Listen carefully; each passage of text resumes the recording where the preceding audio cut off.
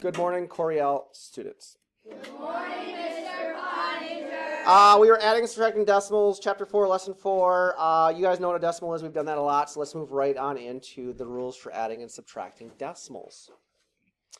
Rule 1, letter A here. If we have a decimal or 2 or 3 to add or subtract, what do we need to do first? Stack. We need to stack. We need to stack our numbers, right? What needs to be lined up, though? The decimal point. Line up the decimal points, too.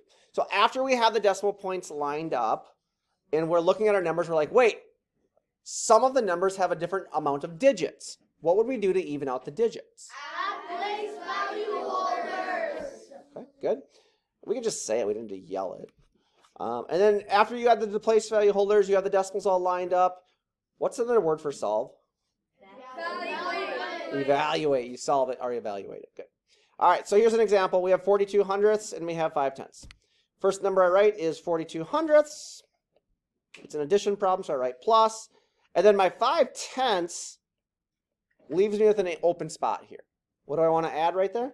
Place value holder. And then you guys know how to do the math, yes? Yes. Same situation. This time we're talking about a subtraction problem. I wrote my 6 and 9 tenths down. I wrote my 4 and 15 hundredths down. What's left here? What's left here? We need to add a place value holder, right? There was nothing here, so I added the place value holder. Yes? Yes. 62. Is this 62 and this 62 the exact same thing? Yes.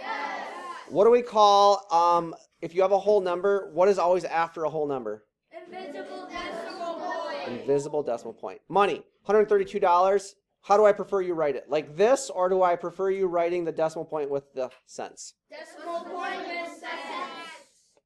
Did I make this 6 into a fraction? I'm sorry, into a decimal? Yes. So if I have a decimal here and I have a whole number there, I'm going to want to make it so I have 2 decimals, right?